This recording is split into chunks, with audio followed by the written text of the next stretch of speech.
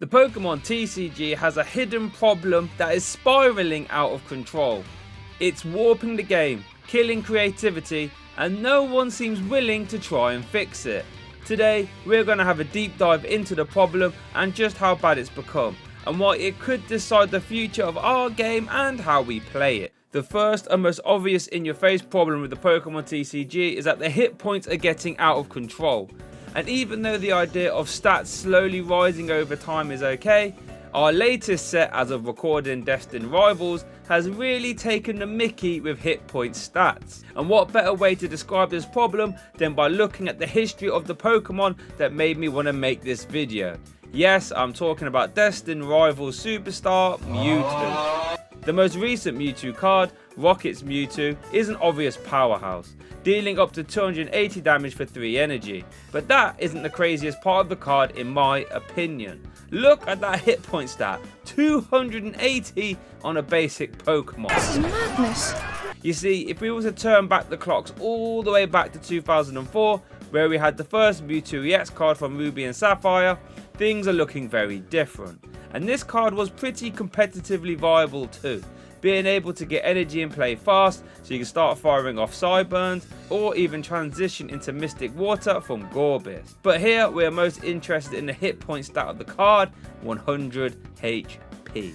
And if we were to look at the previous Mewtwo cards at the time, the one prize ones, they all had about 70. I mean, if we was to even compare this to the Mewtwo movie promo, we can see that the numbers aren't actually that different, with there only being a 30 hit point difference and a 20 damage difference as well. The next Mewtwo EX will push the gap between EXs and one prize versions a little bit more, since this Mewtwo EX had 170 hit points and the next one prize Mewtwo at the time only had 120. So now we're looking at a 50 HP jump between the two. Worth noting that this Mewtwo EX was really the catalyst and the start of multi-prize Pokemon taking over the Pokemon TCG, with its attack X-Ball terrorizing the format, occupying 6 out of the top 8 slots at the 2012 World Championships.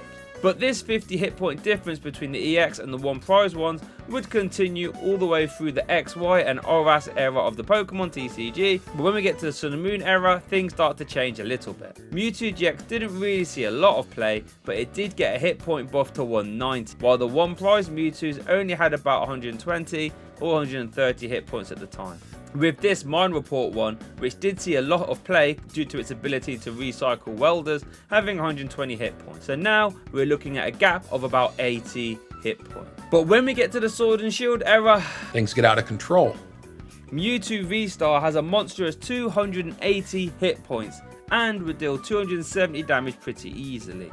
And if we were to compare this to a one prize Mewtwo at the time, there would be a huge, monumental 150 hit point difference. But Shay, I hear you say, Mewtwo V-Star is a stage 1, so it really shouldn't count if you're comparing evolution Pokemon to basics. Okay, I hear you. But even so, Mewtwo V had 220 hit points, so that versus the 130 hit point Mewtwo from Brilliant Stars would still leave a 90 hit point gap, and that is 3 times the amount as the Ruby and Sapphire one from back in the day. And it is also worth noting that this Mewtwo V has more hit points than Mega Mewtwo Y did back from Breakthrough, which for all intents and purposes was a stage 1, so that alone should tell you that we're in for a bumpy ride. The Terra Mewtwo EX has 230 hit points, so that's another 10 HP jump, which isn't the worst thing in the world, but the one prize Mewtwo still has 130. But now we're at Rocket's Mewtwo, which is diabolical for this, 280 hit points on a basic. Forgive me, sir, but this is madness. And just to prove that, remember how upset I was with Mewtwo V-Star having 280 hit points as a stage 1?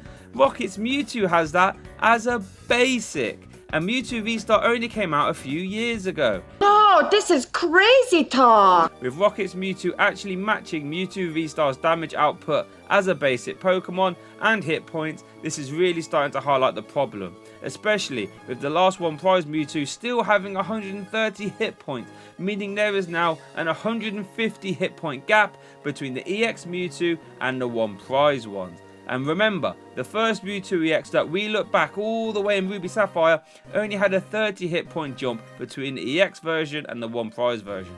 Now, look at this. This is an absolute monster. And it actually leads us into my next point, that while Mewtwo perfectly demonstrated just how multi-prize hit points is climbing to astronomical levels, the one prize hit points really isn't climbing with it. And this is having disastrous effects on our metagame, really pushing one prizes out of the game fast and making the game centralized solely around 2 prize Pokemon. And just to demonstrate just how bad this problem is for our metagame and gameplay, we're going to now look at Reshiram in detail. The first Reshiram card was a format definer before Mewtwo EX booted it out of the format. We had never seen such hit points and damage on a basic Pokemon before. 130 HP and 120 damage output with an outrage attack really changed the way how the Pokemon TCG was played at the time. Because if you wasn't one-shotting the Reshiram, you are in trouble. This saw Reshiram win 2011 Worlds, making up 6 of the top 8 slots as well. And it also got a ton of stunning reprints like the beautiful legendary treasures ones as well. The next Reshiram I want to draw your attention to though is this one from Roaring Skies. This one really wasn't an attacker, but it had a really good ability that would let you get extra fire energy in play while it was in the active. You would normally use this to power up Giratina EX faster so you could get to Chaos Wheels quicker, or if you was feeling particularly splunky, you could help power up the Dragon type Mega Rayquaza as well. But look at that hit point stat though, it hasn't changed since our original 2011 one from 4 years ago.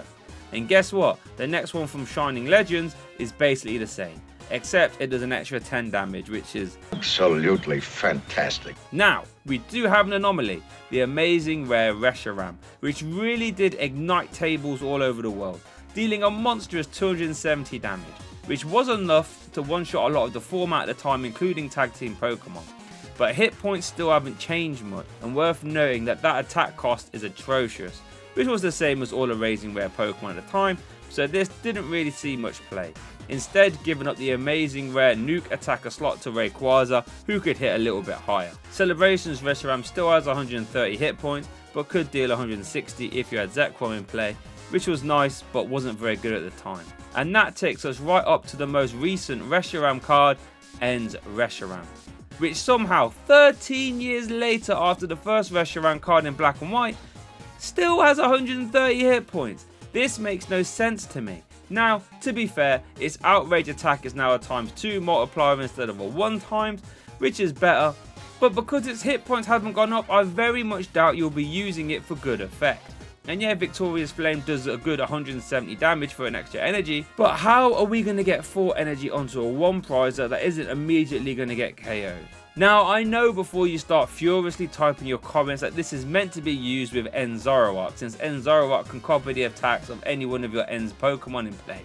But still, over 13 years, 1 prize Reshiram cards can't get any hit point buff? That is wild to me, especially when we compare it to the 2 prize Reshiram cards which have had a hit point buff over the year. And now, if we were to put these 2 graphs side by side with the Mewtwo EX hit point buffs, this is night and day. And this really boxes in the majority of 1 prize Pokemon that are playable to do one thing and one thing only, and that is to pump damage stupidly fast. Cards like Persephone, who would one-shot tag team Pokemon on turn 1. Roaring Moon, which did win EUIC, which could one-shot Pokemon at the end of games if you had enough ancient Pokemon in the discard pile. Screamtail and Drifloon can both hit big damage thanks to Gardevoir EX's Psychic Embrace. Galarian Moltres would hit very hard at the end of games with its Fiery Wrath attack, which won Indianapolis, Lille, Milan and EUIC 2022.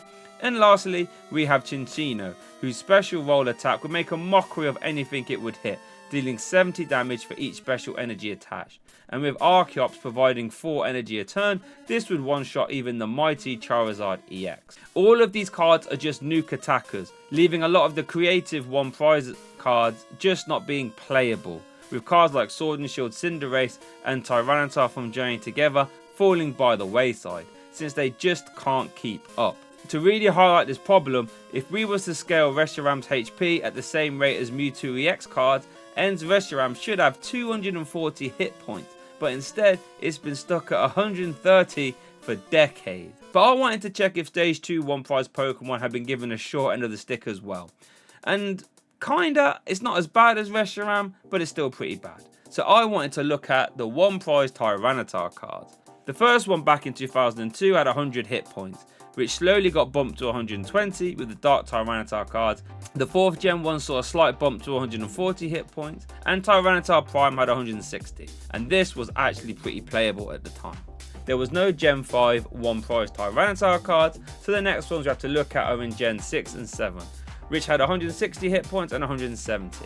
And from there we have seemed to settle at a rough 180 to 190 hit point total for them, with the most recent ones having exactly that number. So if we were to compare that to the Reshiram ones, at least we can see a 30 hit point boost from Gen 6 to now. There's hardly much to write home about.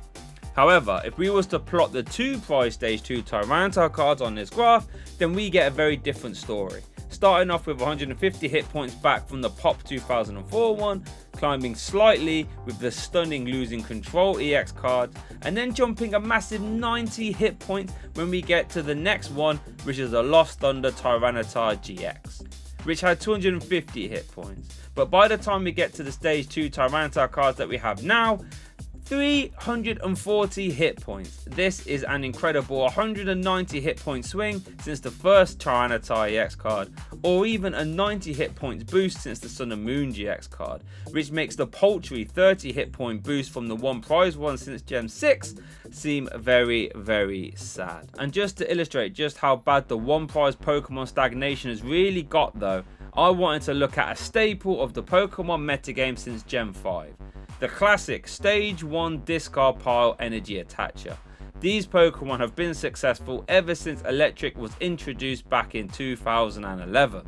And we have had this in some capacity multiple times since, like Bronzong for metal types, Malamar for psychic types, and Flaffy for electric types again. Except look at these cards, there is an 11-year difference between them. Their stats are all exactly the same. 90 hit points, a 3 energy attack that does 50 or 60 damage, and a 2 retreat cost. Compare that to any multi-prize Pokemon hit points or damage graph and the difference is night and day. Actually, this is even worse because Electric has had a reprint in the new Black Vault set, which is exactly the same as the 2011 one, arguably making this the most egregious example of reverse power creep of one prize Pokemon that we have looked at here today. 14 years between these cards and not a single change. And this is having a devastating effect on our metagame, since our last regional event, which we had in Milwaukee, only had 11 out of 232 players in day 2 winning predominantly one prize decks, which is about 5%. And this makes me sad, because one prize decks have always been super fun to me. Now, let's all cross our fingers and hope that it's not all doom and gloom. We do have some one prize Pokemon that really run the format, with cards like Monkey Dory, which seems to be everywhere right now, and Joltik, who has his own deck named after him in Joltik Box, both of which are doing super well, and you would be hard pressed not to find them at any regional events you go to. And the future might be bright, with cards like an Emball reprint, Rocket's Porygon 2, which I'm a big fan of, which is already doing well in Japan and will be getting triple acceleration energy as well. Ethan's Macargo seems to be decent and Typhlosion, but for every one of those, we have a Cynthia's Garchomp EX with its crazy hit point, Steven's Metagross with its damage reduction, and the poster boy of this whole video, Rocket's Mewtwo. So let's all cross our fingers and hope that Black Bolt / White Flare have some killer one prize Pokemon that we haven't seen yet to help even out the metagame, because I think we need it badly. But let me know what you think about the video, and if you made it this far, please hit the like button and consider subscribing. I really want to get to 20,000 subscribers soon, so I need your help to do that. And why don't you watch this video here, where I go through the maximum amount of damage that you can hit in our current standard format.